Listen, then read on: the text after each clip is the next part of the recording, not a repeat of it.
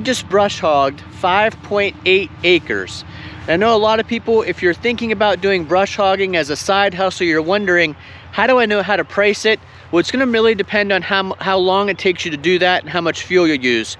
So in today's video, we're gonna talk about how many PTO hours and tractor hours it took me to brush hog 5.8 acres and how much fuel we used.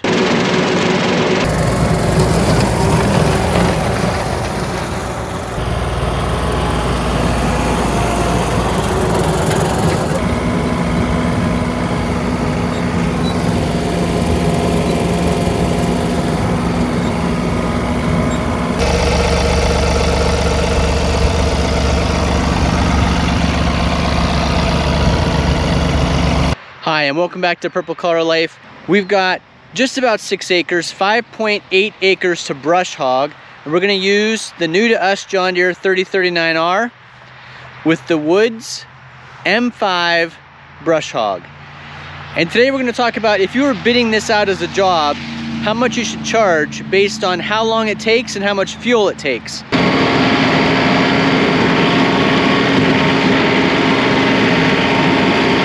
Now, one of the easiest side hustles for a tractor owner is brush hogging.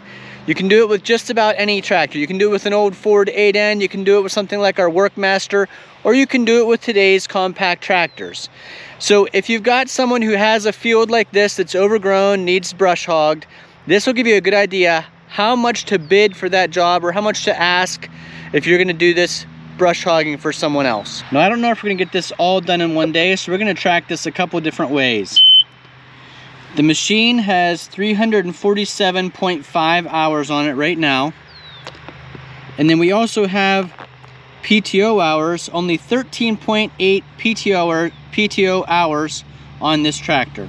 So as we mow the field, I'll keep track on my watch, but we'll also keep track of engine hours and PTO hours. We're getting started here at about 6:26 p.m.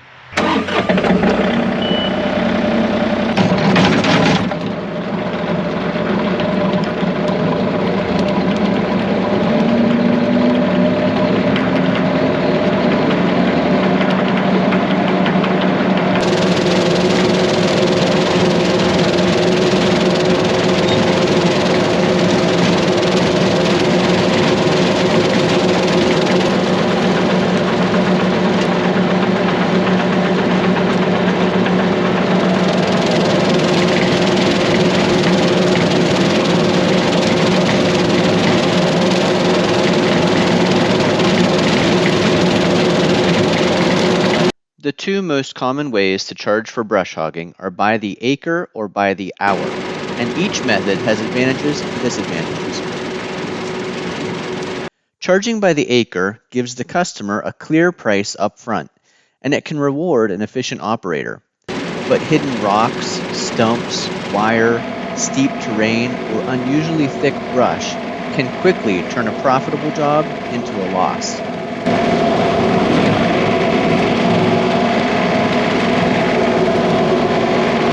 Charging by the hour protects the operator when conditions are unpredictable, although some customers may prefer knowing the total cost before the work begins. Whichever method you choose, the price needs to cover your time, fuel, equipment wear, transportation, and unexpected repairs, and still leave enough profit to make the job worthwhile. Which method do you think would work best for you?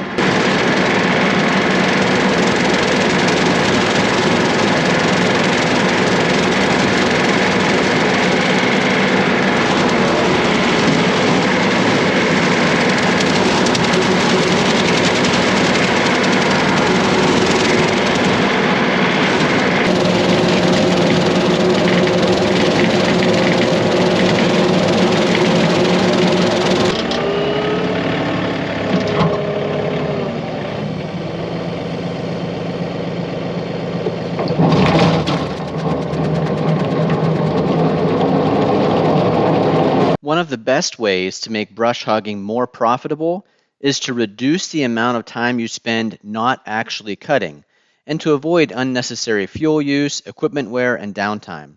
The first consideration is simply choosing jobs that are reasonably close to home. A nearby job means less fuel used by the tow vehicle, fewer miles on the trailer and less of your day spent driving. A job further away might still be worth taking, but that additional travel time and expense should be included in the price. For a job that is extremely close, it may even make more sense to drive the tractor directly to the property instead of loading it onto a trailer. That's what we did here. That can eliminate the time required to load, secure, haul, and unload the equipment. Of course, you'll still need to consider road speed, traffic, visibility, safety, and whether the route is appropriate for tractor travel. You wouldn't want to be traveling down the interstate with the tractor. If this is a multi-day project, another potential time saver is leaving the tractor and brush hog at the job site overnight. With the owner's permission and a safe, secure place to store it, that can eliminate repeated loading, tie-down, and hauling time. You would still need to consider theft, weather exposure, and whether your insurance covers equipment left at another property.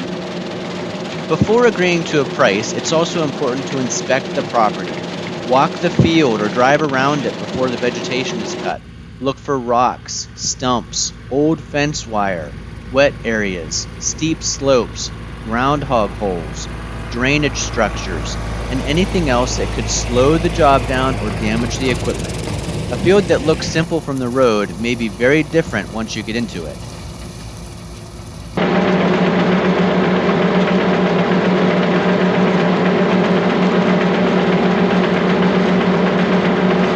Ask the property owner to identify or mark any hazards they already know about. That could include wells, drainage pipes, septic components, buried objects, old fence posts, or areas where material was dumped in the past. The owner may not know everything that is hidden in the brush, but getting as much information as possible can prevent damage and lost time. Using the right size tractor and rotary cutter also affects efficiency. A cutter that is too narrow will require more passes and more tractor hours. But a cutter that is too large and heavy for the tractor may force you to slow down and could place too much stress on the machine. Ideally, the tractor should be able to maintain PTO speed while moving at a safe and productive ground speed. Equipment maintenance is another area where a little preparation can save a lot of time. Before leaving for the job, check the gearbox oil, grease the cutter, inspect the blades, check the PTO shaft and guards, if they're left in place. Ours have been worn off for years. And make sure the tractor's fluids and tire pressures are correct. It's much easier to deal with those items at home than after the tractor's already sitting in somebody else's field. Somewhere in all these seeds might be the shear pin we just broke.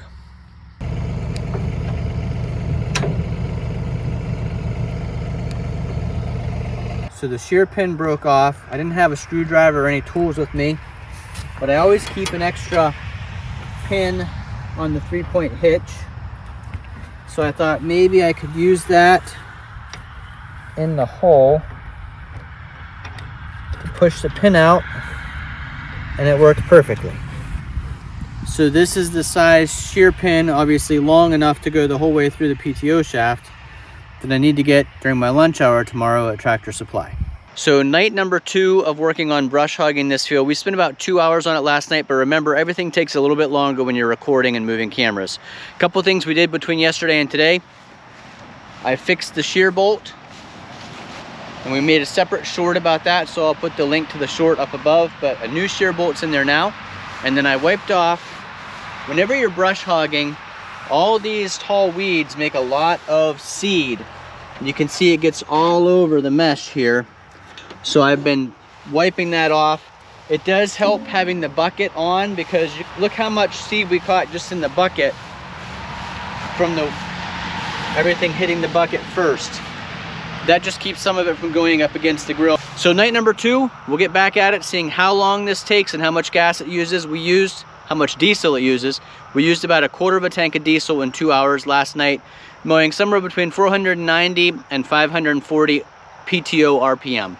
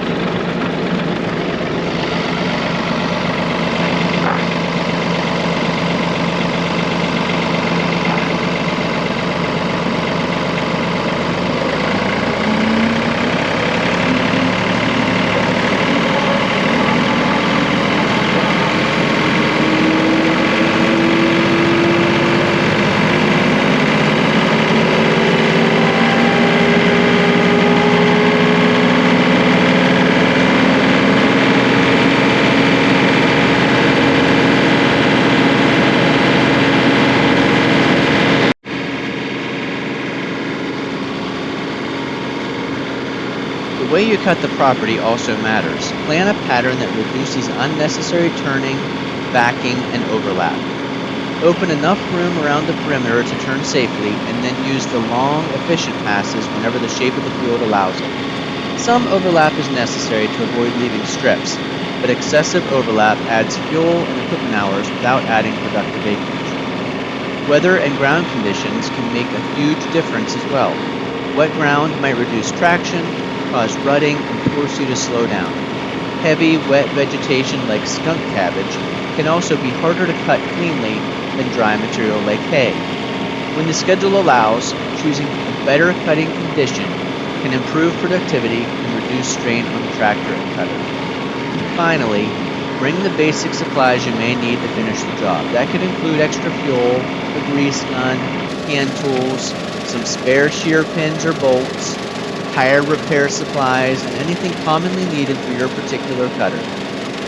A broken shear pin may only cost a few dollars, but if you have to drive home to get one or to Tractor Supply, it can cost you an hour or more of productive time. The more efficiently you can travel, repair, cut, and handle minor problems in the field, the lower your operating cost becomes. And when you're bidding a brush hogging job, saving time does not necessarily mean charging less. It means more of the price you charge can remain as actual profit.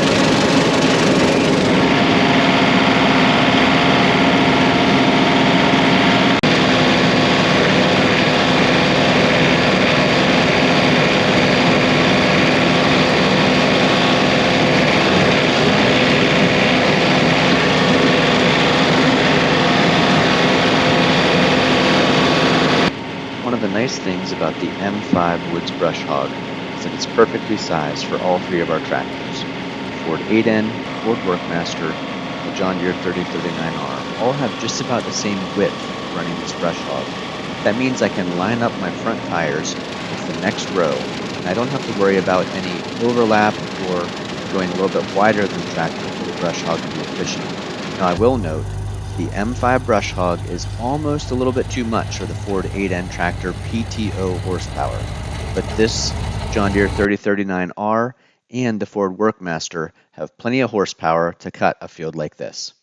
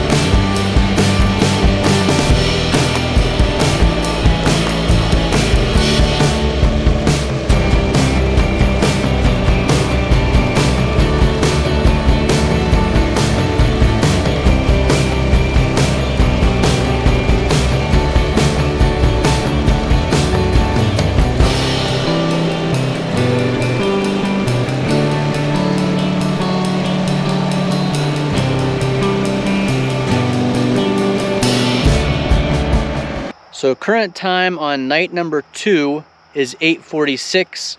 We mowed for about 2 hours and 46 minutes. Let's take a look at the gauges here. Remember, everything goes slowly when you're recording. Engine hours are at 350. PTO hours are what we're looking at. That tells us how long we've been brush hogging. We're at 16.5. So we've been brush hogging for about 3 hours total. And we got, I'm gonna say we have about 3/4 done, maybe a little bit less than 3/4 done of the field. But it's getting dark out, so we'll call it a day for today.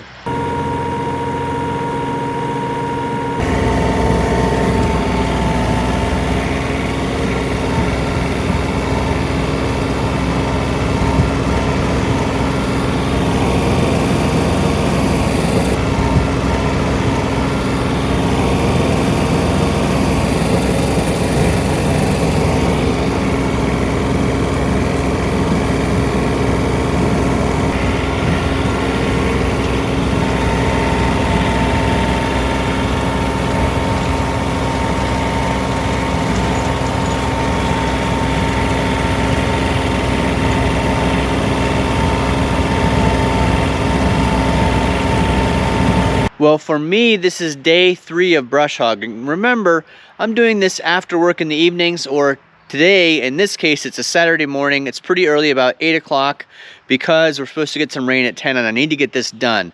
So the PTO hours show us we've been brush hogging so far about 3 hours, and the engine hours are a little bit more. But remember, I'm parking the tractor here on site and then driving down and across the field every single time I start mowing. Certainly a lot more convenient than if I had to haul this on a trailer to the job site each night. So keep that in mind. Most people are probably like me and doing this as a side hustle in the evening. I'll note that the hay seed is accumulating everywhere. Here's how much we have in the bucket from the bucket leading the charge across the field. And the loader arms, the mat on the floor, the steering wheel, the gauge cluster. But all of that is nothing compared to how much accumulates on the brush hog. I'm constantly clearing this off. It's about 60 degrees out this morning. Let's do a cold start.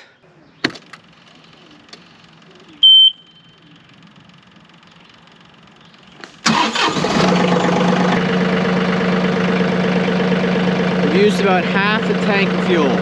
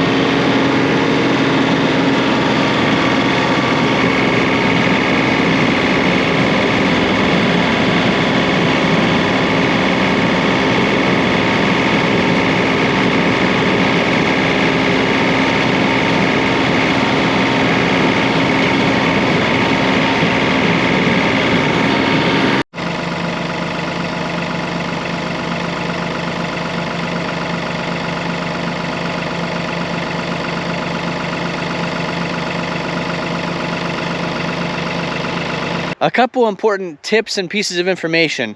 It's really going to depend on what you're brush hogging. This is 5.8 acres of what had been a hay field. So this is relatively flat, not obstacles, not cutting through saplings and a bunch of little trees. It's basically just mowing the hay down. And I'm using John Deere's 3039R 39 horsepower tractor with a Woods M5 brush hog. Now I know that when I'm filming, everything takes longer because you're getting the drone in the air, you're setting up the tripod, you're getting the cameras ready, and then you stop and move things around, so that takes longer. So the easiest way for me to measure was engine hours and PTO hours. Now when we started out, we had, and I kept this all in my phone for the records,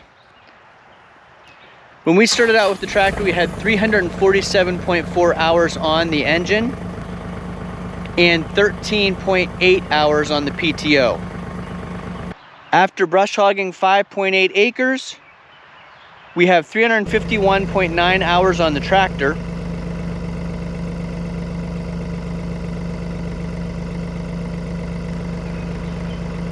and 17.6 hours on the PTO. So we put exactly 4.5 hours on the tractor, 4.5 hours. And that means there were times we weren't running the PTO because our total PTO time was 3.8 hours of PTO time on the tractor. That's how long it actually took this brush hog spinning to mow down 5.8 acres of hay. So we used about 6.5 gallons of diesel fuel. Today's price is about $5.99 a gallon. So we're looking at just under $40 in diesel fuel to mow 5.8 acres. Now I've done a lot of brush hogging before on the Ford 8N tractor and the Ford Workmaster tractor. So in a future video, we're going to talk about the difference mowing with the diesel tractor, this newer John Deere 3039R, compared to those 70-year-old machines with the same exact Woods M5 brush hog. So if you're interested in that video, make sure you've clicked that subscribe button so that you get notified when we put out new videos. A couple of notes about brush hogging with the John Deere Diesel 3039R. I learned that it's always a good idea to have those RPMs all the way down. 200 RPMs at the PTO is the key starting point to turn that PTO on, and then slowly increase your throttle until your RPMs get up to 540 RPM, which is the operating speed for this Woods brush hog. Same thing when you're powering down. You want to go ahead, leave the PTO on, lower your idle until you see that PTO speed, which it shows you on the dash, going down from 540 back down to 200, which is the idle speed. Then push the button down to turn the PTO off. All of that helps the strain on the power takeoff and the brush hog. In this field, there are a ton of groundhog holes and some areas where there is some casing throughout the field that had been drainage tile, and that area has collapsed and sunk in over time. So there's some pretty big ruts and holes. I noticed that on the 3039R, really nice that the front tires are wider than on the Ford 8N tractor. You know, it's got the really skinny tires. These tires do a lot better if you come across one of those groundhog holes or caved in areas. Much nicer to have the front tires that are wider. And the same with the back. These massively wide back tires float right across most of those groundhog holes without you sinking way down in and feeling the impact of hitting the hole. I do want to mention these mirrors have been super helpful. As I'm brush hogging, I can just easily glance in the mirror on each side. I'll put a link down below. These came from GoodWorks tractors. Really easy to install. They just bolt through an existing hole on your front end loader frame.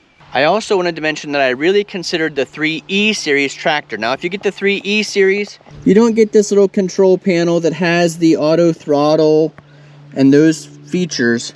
And I found that when brush hogging, super nice to have the cruise control. I could set the cruise at, you know, depending on how thick the hay was that I was cutting down, between 4.5 and 5.5 miles per hour. And that meant that my foot didn't always have to be on the accelerator pedal.